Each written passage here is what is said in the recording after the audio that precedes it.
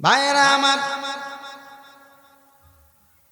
মনে করেন আপনাদের ব্রাহ্মণপাড়া 10টা দোকানের মালিক, অথবা কুমিল্লা শহরে তার 5টা বাড়ি আছে। এক একটা বাড়ি 7 তলা, 8 তলা, 10 তলা। মালিক হিসাবে তিনি 2 তলা অথবা 3 তলায় বসবাস করেন। 1 লক্ষ টাকার খাটের উপরে আরে কত সুন্দর করে জাজিম ফালায় আরাম করেন। এত আরামের জিন্দেগি। ঘরের ভিতরে গরম লাগলে এসি ফিট করেন, এসি ফিট করে ঠান্ডাতে আরাম করেন, বিশ্রাম নেন।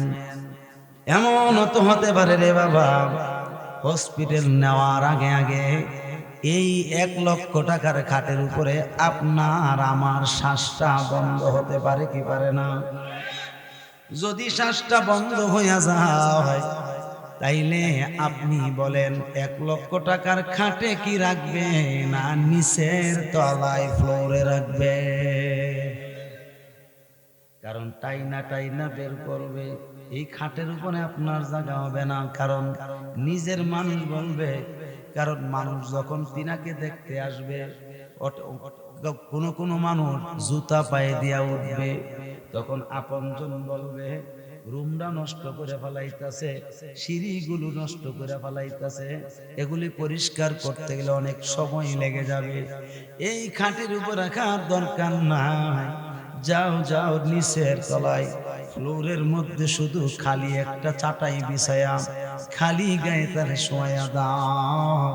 বাবারে, এত কষ্ট করে আপনি ঘরটা তৈরি করলেন, বিল্ডিংটা বানাইলেন, নিজের আপনজন পর্যন্ত এই খাটের উপরে আপনাকে রাখবে না, ওই ফ্লোরে শোয়া রাখবে। যখন গোসল করাবে শরীরের কাপড়গুলো খুলে খুলে নিয়ে যাবে। এবার গরম পানি বলেন আর ঠান্ডা পানি বলেন দিয়ে তারে গোসলটা করাইব। গোসলটা করাইয়া যখন সাদা কাপড় পরাইব, তখন সাদা কাপড় পরানোর পরে এই মানুষটাকে জানাজা দিয়া 3.5 হাত মাটির নিচে শোয়া দিব। অথচ কোটিপতি তার জন্য ফাঁকা করে নাই, তার জন্য কোন বিল্ডিং দেও তৈরি করে নাই। এই 3.5 হাত মাটির ঘর, এই ঘরটার ভিতরে তারে শোয়া দিব। কথা বলেন ঠিক কিনা? আর এখন যদি রাস্তার একজন দিনমজুর, গরিব অসহায়, বাড়ি নাই, বিল্ডিং নাই, কোনো কিছু নাই, ভাঙা চোরা ঘর, এত ভাঙা চোরা ঘরের ভিতরে থাকে, এই ঘরে যদি কোনো একজন গরিব দুঃখী মারা যায়, এই মানুষটাকেও ঠিক তেমনি ভাবে গোসল দেওয়াইব, কাফনও পরাইব এবং জানাজার মাটি নিয়ে একই রকম জানাজা দিবে। বাবা, জানাজাটা শেষ করার পরে আমি জিজ্ঞেস করি কোন মাটির নিচে শোয়াইব? এই কি তো মাটি, ঠিক কিনা বলেন? ধনী মানুষ কোটিপতি যে এই মাটির নিচে, দিন মজুর এই মাটির নিচে, তাইলে আমরা এত হিংসা কেন, এত বিদ্বেষ কেন? হ্যাঁ, কেননা আল্লাহ পাক বলেন মিনহা খলাকনাকুম ওয়া ফিহা নুঈদুকুম ওয়া মিনহা নুখরিজুকুম তারাতান উখরা।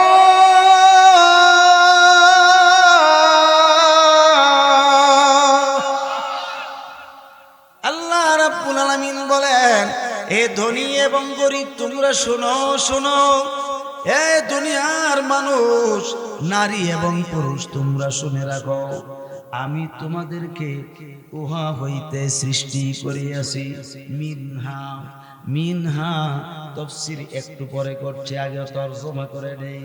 মিনহা খলাকনাকুম, আমি তোমাদেরকে উহা হইতে সৃষ্টি করিয়াছি। ওয়া ফিহা নুঈদুকুম, আর উহার ভিতরেই আমি তোমাদেরকে মিশিয়ে ফেলব। ওয়া মিনহা নুখরিজুকুম তারাতান উখরা, এবং পরকালের জমিনে উহা হইতেই আমি তোমাদেরকে বীজের ন্যায় বের করব।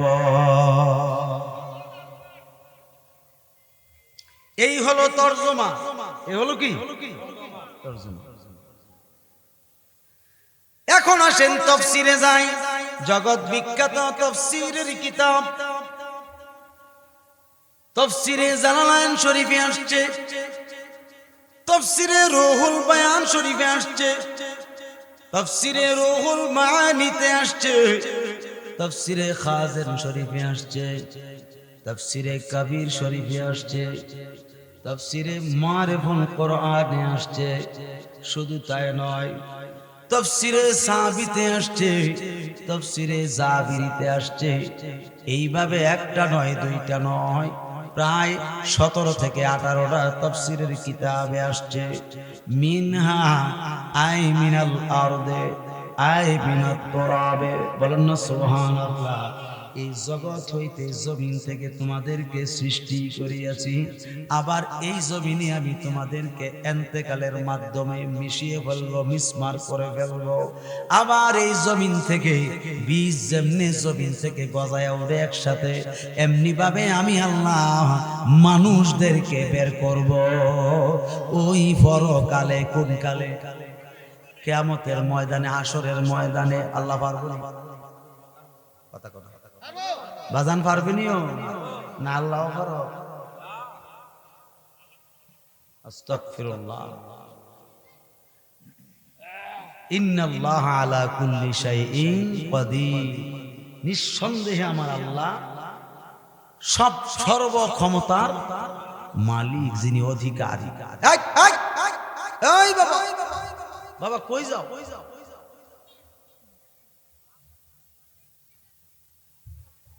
বাবাজিরা আমার, এন্তেকালের মাধ্যমে আল্লাহ পাক কবরে নিয়ে মিশাইব, এই মাটিতে মিশাইব। আপনি আমি জানি না, কেউ জানে না কার মরণ কোন সময় হবে। তার একটা প্রমাণ দিতেছি। হুজুর গাউসে পাকের আব্দুল কাদের জিলানীর লেখা একটা কিতাব আছে। ওই কিতাবটা সংকলন করেছেন আরেকজন আলেম, যার নাম হলো নুরুল হক, বলেন না সুবহানাল্লাহ। এই কিতাবটার নাম হচ্ছে বাহাজাতুল আসরার। এই কিতাবটাতে তিনি উল্লেখ করছেন হুজুর গাউসে পাক, যিনি ছিলেন এত বড় ক্ষমতার অধিকারী, অর্থাৎ বাগদাদ শরীফে জিনার মাজার শরীফ রয়েছে, তিনি বর্ণনা করতেছেন তিনি কিছু ভক্ত মুরিদ নিয়ে একটা রাস্তা দিয়া নয়, সকালবেলা ফজরের নামাজের পরে, কোন নামাজের পরে? ফজরের নামাজের পরে হুজুর গাউসে পাকের সঙ্গে মুরিদের সংখ্যা ছিল প্রায় 100 উপরে। 100 উপরে? 100 উপরে মুরিদ ছিল সঙ্গে, পিছনে পিছনে হাঁটতেছে। সকালবেলা গমের জমিন, অর্থাৎ গম চাষ করছে জমিনে, ওই গম চাষের জমিনের লাইল দিয়া তিনি হাঁটতেছেন আর সবুজ ঘাসের দিকে তাকাইয়া রয়েছেন। কারণ সবুজ ঘাসের দিকে তাকাইলে সকালবেলা ভোরবেলা আল্লাহর নবী বলছেন হাদিস শরীফে, যার চোখে কোনো সমস্যা থাকবে, ব্যক্তিটা যদি একটা না 41 দিন যাবত পর্যন্ত সবুজ ঘাসের দিকে ফজর নামাজ পড়ে নজর করে, আল্লাহ পাক চোখের বিমার ভালো করে দেয়। চোখের জ্যোতি বেড়ে যায়, চোখে আল্লাহর তরফ থেকে নূর এসে যায়। এই সবুজ গাছ দেখতে দেখতে হুজুর গাউসে পাক যায়। আগেকার যুগে কিন্তু গম খেতে, গমের জমিনে মহিলারা অথবা যুবতী মেয়েরা সকালবেলা কি করত? শাক উঠাইতো। শাক, এই শাকের কি শাক বলে আপনাদের এদিক দিয়া? আমাদের ব্রাহ্মণবাড়ি এত বত্তা শাক বলা হয়। এই মেয়েটা, যুবতী মেয়েটা বত্তা শাক উড়াইতেছে সকালবেলা, কারণ ঠান্ডা ঠান্ডা অবস্থায় শাক উড়াইলে কিন্তু ভালো লাগে। ভালো লাগে না? হুজুর গাউসে পাক মেয়েটার দিকে তাকাইলো, তাকায়া চোখের পানি ছেড়ে ছেড়ে কান্না করতেছে। এখন হঠাৎ করে যদি আবুল কালাম ভাই অথবা আতিক ভাই আছে না? আপনি না? এই যে মনে করেন আতিক ভাই যদি হঠাৎ করে সকালবেলা শত শত মানুষের সামনে একজন মানুষের দিকে তাকায়া কান্নাকাটি করে, উনাকে তো জিজ্ঞাসা করবেন কেন কান্দেন, জিজ্ঞাসা করতেন না? ঠিক একই নমুনা হুজুর গাউসে পাকের ভক্তরা জিজ্ঞাসা করতেছে, হুজুর এতক্ষণ আসলেন, হাইটা এটা কত ভালো লাগছে, সুন্দর লাগছে, এখন কান্দেন কেন? হুজুর গাউসে পাক বলেন, আমি কান্না করতেছি মেয়েটার জন্য। বলে কেন? বলে হে তোমরা তো দেখো না, আল্লাহ পাক আমাকে সেই দেখার ক্ষমতা দিয়েছেন, পাওয়ার দিয়েছেন। আমি দেখতেছি মেয়েটা যে শাঁ গুড়াইতেছে, মেয়েটার পিছনে পিছনে আজরাইল আলাইহিস সালাম ঘুরতেছে। কে ঘুরতেছে? বলতেছে হুজুর আমরা তো দেখি না, আপনি দেখছেন? বলে হ্যাঁ আমি দেখতেছি। বলতেছে তাইলে হুজুর আমাদেরকে একটু দেখার সুযোগ হবে। বলতেছে তোমরা তো আজরাইলকে সরাসরি দেখার ক্ষমতা নাই, আমি যা দেখতেছি তোমরা কিন্তু তার রূপ দেখতে পারবা না। তোমরা আসলে একটু নজর করে দেখো মেয়েটার পিছনে কি দেখা যায়। অর্থাৎ মানুষগুলো তাকায়া দেখতেছে মেয়েটার পিছনে একটা বিষধর সাপ একবার ফনা তুলে এইভাবে দাঁড়ায়, আবার নিচের দিকে মাথাটা নিচু করে নেয়, আবার এইভাবে ফনা তুলে দাঁড়ায়, আবার নিচু করে নেয়। বলতেছে হুজুর একটা বিষধর সর্প না দেখতেছি, সাপ না দেখতেছি। আমার গামছে বাগ ডাক দিয়ে বলে মুরিদের আরো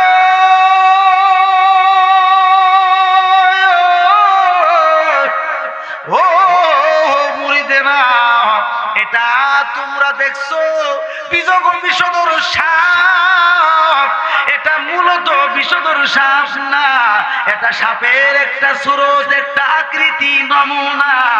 এই সাপটা মূলত হইল আজরাইল আলাইহিস সালাম।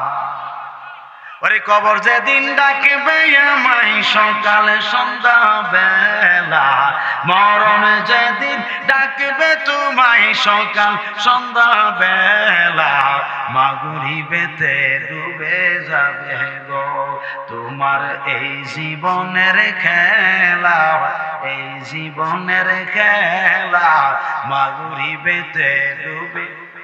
ভাইজান মাইকটা একটু বাড়াই দেন। ওরে কবর যেদিন ডাকবে তোমায় সকাল সন্ধ্যা বেলা, মরণ যেদিন ডাকবে তোমায় সকাল সন্ধ্যা বেলা, মাগরিবেতে ডুবে যাবে গো তোমার এই জীবনের খেলা, এই জীবনের লীলা, মাগরিবেতে ডুবে যাবে গো। ছেলে মেয়ে কাঁদবে বসে তোমার শিয়রে, বাবা তুমি কথা বলো গো, ঠিক কিনা বলে? ছেলে মেয়ে কাঁদবে বসে তোমার শিয়রে, বাবা তুমি কথা বলো গো। কত আদর যত্ন করিয়া দুধ কলা খাওয়ায়া, এখন তুমি কোথায় চলছ গো? কবর যেদিন ডাকবে তোমায় সকাল সন্ধ্যা বেলা, কবর যেদিন ডাকবে তোমায় সকাল সন্ধ্যা বেলা, মাগরিবেতে ডুবে যাবে গো তোমার এই জীবনের খেলা, এই জীবনের লীলা, মাগরিবেতে। বড়ই পাতা গরম জলে গোসল করায়া, তিনখান কাপড় পরাই দিবে গো। বড়ই পাতা গরম জলে গোসল করায়া, পাঁচখান কাপড় পরাই দিবে গো তোমায় জনমের লাগিয়া, জনমের লাগিয়া, মাগরিবেতে ডুবে যাবে গো। কবর যেদিন ডাকবে তোমায় সকাল সন্ধ্যা বেলা, মরণ যেদিন ডাকবে তোমায় সকাল সন্ধ্যা বেলা, মাগরিবেতে ডুবে যাবে গো তোমার এই জীবনের খেলা, এই জীবনের লীলা, মাগরিবেতে। একটা জবান বন্ধ রাখবেন না, চিৎকার দিয়ে বলেন আল্লাহু আকবার। মুহাব্বতে বলেন ইয়া রাসূলুল্লাহ, আওয়াজ করে বলেন ইয়া ওয়ালি আল্লাহ। আমার বাবারা খুব মনোযোগ, মনে করেন আপনার আব্বা ইন্তেকাল করেছে, আপনি গোসল করাইছেন, কাফনও পরাইছেন, জানাজা দেওয়ায়া যদি আপনি যেই কবরটা যে করছেন 3.5 হাত, ঠিক নি করছেন না? কত সুন্দর করে 3.5 হাত কবরটা করছেন। নারে তাকবীর, নারে রিসালাত। আল্লামা গোলাম মুস্তাফা সাহেবের আগমন, গোলাম মুস্তাফা সাহেবের আগমন। সবাই বলেন মারহাবা, আটু জোরে বলেন না মারহাবা। আমার ভাইজানদের একটা চেয়ার দেন। হ্যাঁ ভাইজান, বাবানি এই বইলেছে গো, বইলেছে বইলেছে, দেখছেন নি বাবারা? মনে করেন আমার আব্বা ইন্তেকাল করেছে, যে কবরটা আমি খনন করাবো, এই কবরটাতে যখন আমি শোয়াবো তখন কি আমি থাকবো না উঠে যাবো? একটু খেয়াল করেননি কথাটা? কত সুন্দর করে আব্বার কামাই খাইছেন, কত সুন্দর করে আব্বার ব্যবসা বাণিজ্যের টাকা দিয়ে পড়াশোনা করছেন, ঠিক নেই? কত সুন্দর করে আব্বাকে অসুস্থ হইলে ডাক্তার দেখাইছেন, বিভিন্ন জায়গায় টানাটানি করে নিয়েছেন, রাত্রির বেলা হসপিটালে অবস্থান করলেও সঙ্গে ছিলেন, ঠিক কিনা বলেন? যখনই শ্বাসটা বন্ধ হয়ে যায় তখন তো আর সঙ্গে আর থাকেন না, তাড়াতাড়ি করে সিদ্ধান্ত নিয়ে নেন বলে রাত্র করা যাবে না, কারণ শরীরের ফুলে যেতে পারে, অর্থাৎ দুর্গন্ধ সৃষ্টি হয়ে যেতে পারে। তাড়াতাড়ি করে মাটির নিচে দাফন করে গেলেও এ আমার আত্মীয় স্বজন কারা আছো, তাড়াতাড়ি করে মাটির নিচে দিয়ে আসো, আর রাখার ক্ষমতা নাই, ঠিক কিনা বলেন? যখন মাটির নিচে শোয়াইবেন, শোয়ানোর সময় তো আপনি বলবেন বিসমিল্লাহি আলা মিল্লাতি রাসূলিল্লাহ, আল্লাহর নামে আল্লাহর রাসূলের মিল্লতের উপরে আল্লাহ রাখলাম, আল্লাহ বাকি কাজ কারবার তুমি এবং তোমার হাবিব। কথা বলে একটু জোরে কোন না, ঠিক না বেটি? এখন আপনি বলেন কবরের মধ্যে লাশটা শোয়াইবেন, যেই কবরে বন্ধ থাকবে না, বান্ধব থাকবে না, যেই কবরে মা থাকবে না, মা যাবে না, সন্তান যাবে না, বোন যাবে না, ওই কবরে কেউ থাকবে না, শুধু যিনি বন্ধু থাকবেন, বন্ধ হয়ে থাকবেন, তিনি কে? আল্লাহ আর নবীজি নাকি? কথা কোনা করে? তার প্রমাণ কি আছে? আল্লাহ এবং আল্লাহর নবী যে কবরের ভিতরে থাকবেন, এটার ডকুমেন্ট কি, প্রমাণ কি, দলিল কি? দলিল হলো বুখারী শরীফের হাদিস, দলিল হলো সহিহ মুসলিম শরীফের হাদিস। সুবহানাল্লাহ। হাদিস শরীফে আসছে যেই কবরে সাথী থাকবে না, বাতি থাকবে না, যেই কবরে কোনো বন্ধু থাকবে না, আপনজন বলতে কেউ থাকবে না, ওই কবরে থাকবেন আমার আপনার দয়াল নবী। একটু জোরে বলেন না। তার দলিল নেন। দলিল হচ্ছে যখন আপনি বিসমিল্লাহি আলা মিল্লাতি রাসূলিল্লাহ বলে কবরে শোয়াইবেন, শোয়াইয়া বাঁশ দিয়া এবং চাটাই দিয়া মাটি দিয়া সুন্দর করে আপনারা যার যেমনি চলে যাবেন। 40 কদম যাওয়ার পর পরই 2 জন ফেরেশতা আসবেন, তাদেরকে একত্রে বলে হয় নাকেরাইন। বলেন না সুবহানাল্লাহ। অর্থাৎ তাসনিয়ার সিগা নেওয়া হয়েছে, এর অর্থ হইল দুইজন ফেরেশতা আসবে, একজনের নাম মুনকার আর একজনের নাম নকির। এই দুইজন ফেরেশতা আইসা এই মানুষটারে জীবিত কইরা বসাইব। অর্থাৎ জীবিত কিন্তু তারা করতো না, জীবিত করার জন্য আরেকজন ফেরেশতা নিযুক্ত আছে। তিনি তখন রূহটা ফেরত দিয়া তারে আবার জীবিত কইরা উঠাইয়া বসাইব। বসাইয়া জিজ্ঞেস করবে, মার রব্বুকা, তোমার রবকে? আমি যদি মুমিন হইয়া যাই, ইমানদার হই, তাইলে এবং নেককার হই, তাইলে জবাব দিতে পারবো রব্বি আল্লাহ, আমার রব আল্লাহ। ঠিক কিনা বলেন না? আপনাদের কষ্ট হইতেছে নাকি? 2 নাম্বার প্রশ্ন করবে, মা দিনুকা, তুমি কোন ধর্মের? বাংলাদেশে নয়, শুধু বিশ্বের জমিনে ধর্ম, অনেক ধর্ম আছে না নাই? 1 নাম্বার হচ্ছে মুসলিম ধর্ম, ঠিক কিনা বলেন? অর্থাৎ ইসলাম ধর্ম। আল্লাহ পাক কোরআনে বলেছেন, ইন্নাদ-দীনা ইনদাল্লাহিল ইসলাম। আল্লাহ পাকের সবচাইতে মনোনীত পছন্দের ধর্ম হলো ইসলাম, ঠিক কিনা বলে?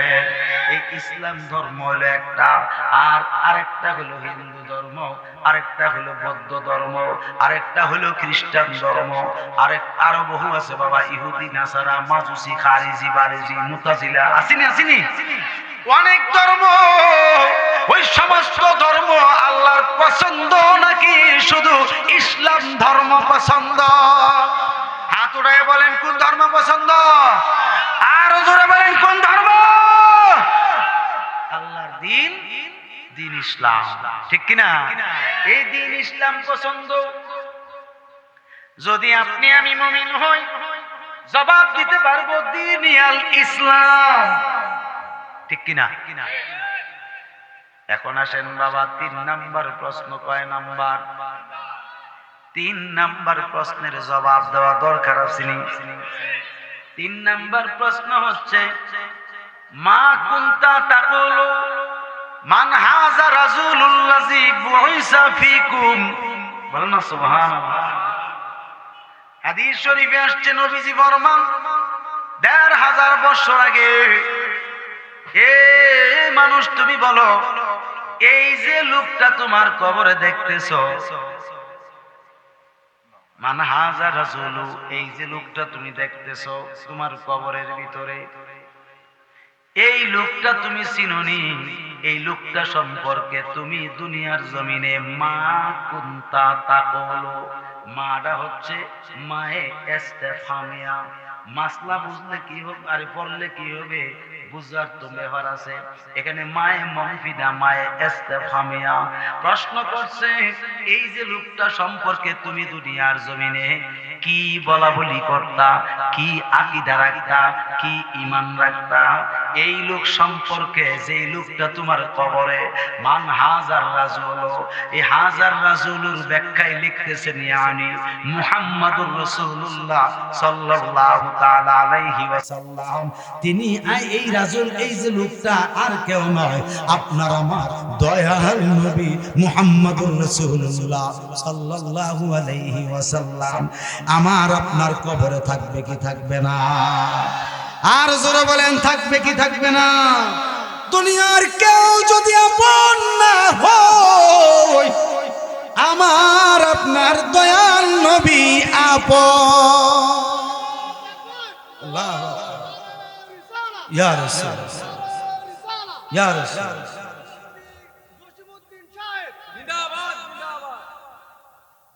দুনিয়ার কেউ আপন না, কিন্তু নবী মুহাম্মদুর সাল্লাল্লাহু আলাইহি ওয়াসাল্লাম তিনি আপন। তিনি কি আপন? তিনি আপন। যদি আমি ইমানদার হই, জবাব দিতে হবে, জবাব দিতে পারবো হাজার রাসূল মুহাম্মাদুর রাসূলুল্লাহ সাল্লাল্লাহু আলাইহি ওয়াসাল্লাম। আর যদি ইমানদার না হই, তাইলে জবাব দিব লা আদ্রি, আমি চিনি না, লা আরিফু, আমি চিনি না, আমি জানি না। আমার নবীজি কষ্ট পাইব, কষ্ট পাইয়া বলবে নাসিতু কামা নাসিতু, তুমি আমারে দুনিয়াতে ভুইলা গেছো, কবরে আইসাও আমারে তুমি ভুইলা গেছো, এই জন্য আমি নবীও তোমারে ভুলে গেলাম। যেমন কর্ম, আরো জোরে বলো না, যেমন কর্ম। এটাই তো মান জাদ্দা ফাওয়াজাদা। আল্লাহর হাবিব বলছেন তুমি যা কামনা করো তুমি তাহাই পাইবা।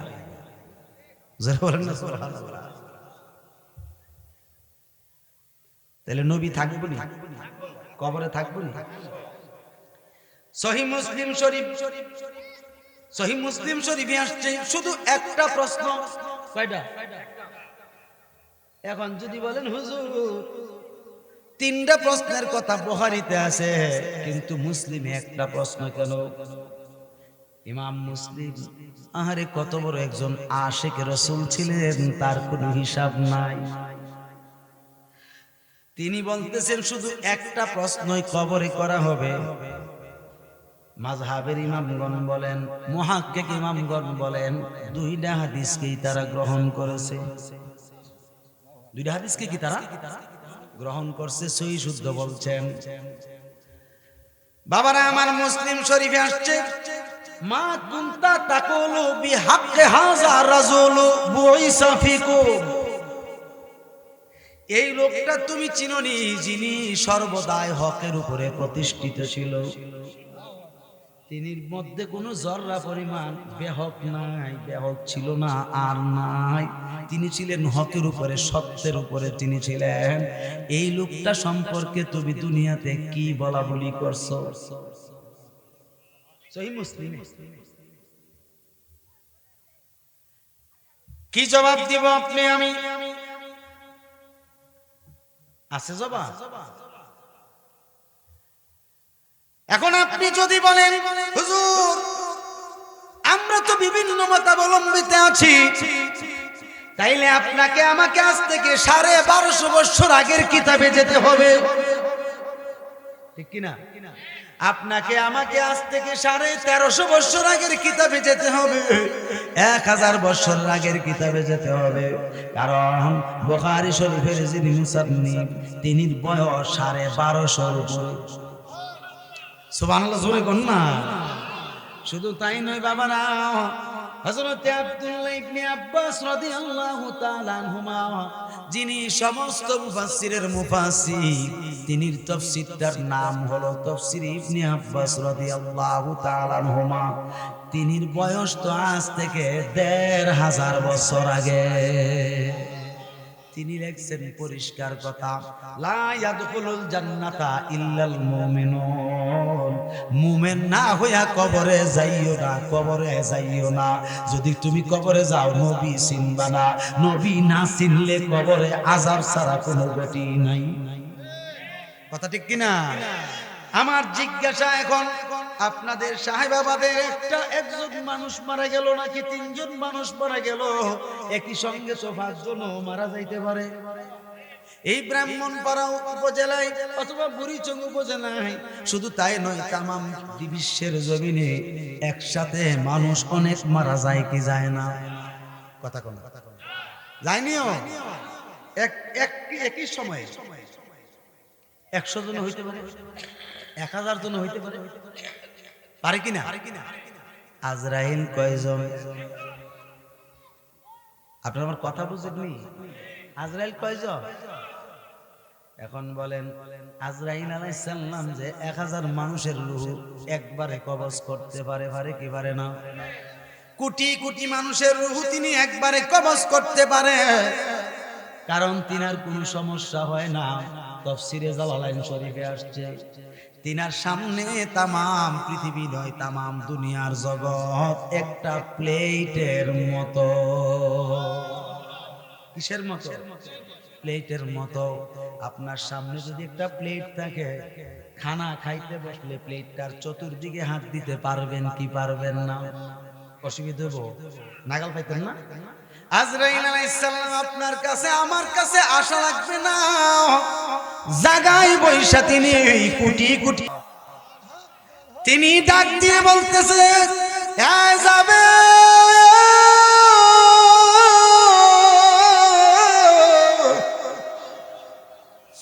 নিঃসন্দেহে আল্লাহ তাআলা তোমার নবীর নূর মুবারক সকল সৃষ্টির আগে সৃষ্টি করেছেন তোমার নবীর নূর মোবারক, আমার আল্লাহ পাকের কুদরতি নূর মোবারক থেকে।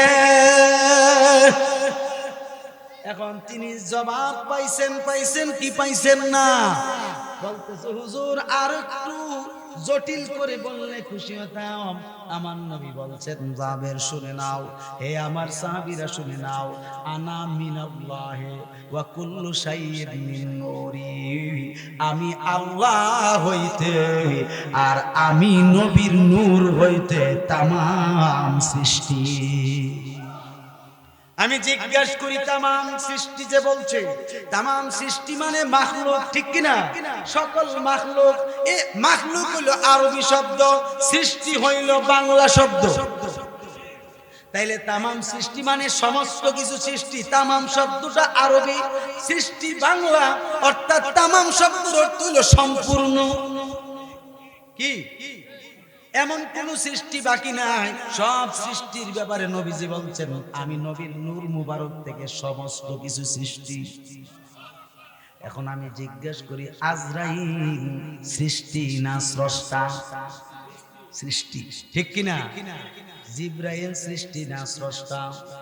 সমস্ত ফেরেশতা সৃষ্টি না স্রষ্টা? আরশ কুরসি লৌহ কলম বেহেশত দোজখ সৃষ্টি না স্রষ্টা? এভরিথিং সবকিছু সৃষ্টি। নবী হইলেন শ্রেষ্ঠ সৃষ্টি, ঠিক কিনা বলেন? কিন্তু নবীর ব্যাপারে যদি সৃষ্টি আমি ডাইরেক্ট বলি তাইলে তো একটু ফেস লাগবো, কারণ নবীর ব্যাপারে ডাইরেক্ট এইভাবে বলা সম্ভবপর হবে না। আমি আপনাদের কাছে বলতে চাচ্ছি, আমি যদি বলি যে নবীর নূর দ্বারা যদি সমস্ত কিছু সৃষ্টি হয়, আজরাইল নবীর নূরে সৃষ্টি কিনা? কথা কোন? এটা থেকে কোনো ভুল হবে? কোনো ভুল হবে? যদি ভুল হয় তাইলে হাদিস শরীফ থেকে আজরাইল রে বাদ দেন। সম্ভব? আপনি যদি আজরাইলকে বাদ দিতে যান তাইলে জিবরাইলকেও বাদ দিতে হইব। কষ্ট হইতেছে আপনারা? বাদ দেওয়ার সুযোগ নাই। আপনি যদি হাদিস শরীফের মাধ্যমে যদি বাদ দিতে চান আজরাইলকে, তাইলে জমিনের মধ্যে জমিনকেও বাদ দিতে হবে, আসমানও বাদ দিতে হবে, কারণ সকল সৃষ্টি শাইউনের ভিতরে। কথা ঠিক নেই? আমি এখন জিজ্ঞেস করি 1 কোটি মুসলমান, 1 কোটির উপরে মুসলমান একসাথে যদি মুহূর্তের মধ্যে যদি আজরাইল আলাইহিস সালাম কবজ করতে, রূহ কবজ করতে পারে, এই মানুষগুলোকে যদি একসাথে বিভিন্ন এলাকায় কবরে দাফন করতে পারে, 2 জন মুনকার নকির ফেরেশতা যদি প্রত্যেক কবরে যাইতে পারে, এই মুনকার নকিরের সঙ্গে আমার নবী থাকবে কি থাকবে না? আর জোরে বলো। তাহলে আমার নবী থাকতে যদি পারে, প্রত্যেকটা কবরে যদি আমার নবী থাকতে পারে, বিশ্বের জমিনে আমার নবী যদি প্রত্যেক কবরে থাকতে পারে, সাহেবাবাতে থাকতে পারবে না কেন? পারবে কিনা? এটা হচ্ছে ইমানের দাবি। কিসের দাবি? যদি আপনি ইমানদার হন এই দাবি মেনে নিতেই হবে। কথা ঠিক কিনা? আমি জিজ্ঞাসা করি নবীজিকে এই ক্ষমতা কে দিছে? হুজুরে কন্যা কে দিছে? আমি যদি বলি যে হুজুর দয়াল নবীজি রওজা শরীফে জিন্দা আছে, মানলাম। এখন আপনি কইতেন পারবেন নি নবীরে আটকায়া রাখছে এই রওজার ভিতরে? আপনি তাফসীরে জালালাইন খোলেন এবং আরো বিভিন্ন মুতাবের কিতাব আছে, ওই কিতাবগুলো খুলে দেখেন। আমার নবীজি যদিও রওজা মোবারকে জিন্দা, কিন্তু আমার নবীকে আল্লাহ পাক এমন ইখতিয়ার দিয়েছেন, ক্ষমতা দান করেছেন, ইচ্ছা করলে যেখানে খুশি সেখানে তিনি জিসিম মুবারক নিয়ে উপস্থিত হতে পারেন, অথবা রূহ মুবারকের মাধ্যমে রূহানি হালতেও তিনি উপস্থিত হতে পারেন। আমি আপনাদেরকে জিজ্ঞেস করি, আপনার চক্ষু নাই, আমার চোখ নাই, কারণ আপনার আমার চোখ হয়ে গেছে অন্ধ। এই অন্ধ হওয়ার পিছনে কারণ হইল কত কিছু। এই চোখ দিয়ে দেখতেছি, জিনা ব্যভিচারের কোনো শেষ নাই। হাত দিয়া জিনা করতেছি, পা দিয়া জিনা করতেছি, অন্তর চক্ষু দিয়েও জিনা করতেছি, এই জাহিরি চক্ষু দিয়েও জিনা করতেছি, কান দিয়া জিনা ব্যভিচার করছি। কারণ না চালাইলে থর হয় না, ঠিক নি? এই যন্ত্র দিয়া এমন মন্ত্র দিয়া দিছে খ্রিস্টানের দলেরা, এই মন্ত্রের দ্বারা নূরের চোখ অন্ধ করে ফলাইছে। এখন নবী তাক দূরের কথা, পর্দার হে সাইডে দেখি না বাবা। আল্লাহর ওলিদের কাছে এলেমের পাওয়ার দেখাইলে চলবে না, এলেমের পাওয়ার দেখাইলে চলবে না। একজন ওলির কথা বলি, কষ্ট হইতেছে, যিনি হচ্ছেন ভারতবর্ষে, যিনি প্রায় 1700-র উপরে কিতাব লিখছেন, যার লকব হচ্ছে আলা হযরত আজিমুল বারাকাত এষ্ট মুহাব্বত,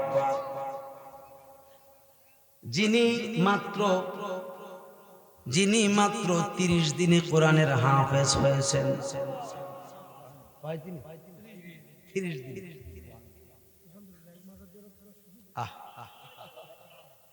বাজার তিনি মাত্র 18 মিনিটে, কত মিনিটে? মতান্তরে 38 মিনিটে তিনি ইলমে গায়েবের উপরে মক্কাতুল মুকাররমায় বসিয়া 700 জন মুফতি মুতওয়ার সামনে একটা ফতোয়ার কিতাব আরবি তো আরবি লিখে দিয়েছেন। যিনি একটা অবদান, তিনি ডান হাতে আমার নবীজির শান আজমত লিখতেন, আর বাম হাতে কাফের মুশরিক এবং মুনাফিকদের আযাবের কথা লিখতেন। তিনি আলা হযরত। এই যে কাগজটা পড়লে দেখবেন আলা হযরতের শান কত। বাবারা আমার, তৎকালীন সময়ে 100 বছর নয়, প্রায় 100 বছর আগে, 100 বছর আগে, অর্থাৎ প্রায় 10 বছর আগে হবে। কারণ এখন তো 105 চলতেছে না, 6 চলতেছে, 106 চলতেছে। বাবা তিনি যে পর্দা করছেন, বাবা আমি গুনাহগার, ভারতের জমিনে গিয়া তিনি মাজার শরীফ জিয়ারতের সুযোগ হয়েছে। আমি 3 দিন পর্যন্ত আমি সেখানে সরাইখানাতে আমি ছিলাম।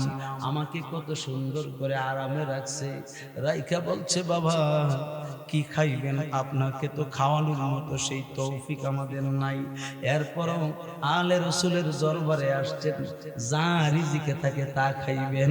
3 দিন পর্যন্ত আমরা রইলাম 2 জন মানুষ, 2 জন আলেম, মাওলানা হাবিবুর রহমান, শেখ হাবিবুর রহমান সাহেব বরুড়া অলিতুল আলিম মাদ্রাসার, ফাজিল মাদ্রাসার আরবি সিনিয়র আরবি প্রভাষক যিনি, তিনি সুন্দর করে আমার সাথে একসাথে গেছেন। বাবা আমরা যখন সেখানে 3 দিন ছিলাম, কোথায় থেকে খাবার আসে, খাসি আর দেশি মুরগি, নিজেও বলতে পারি না।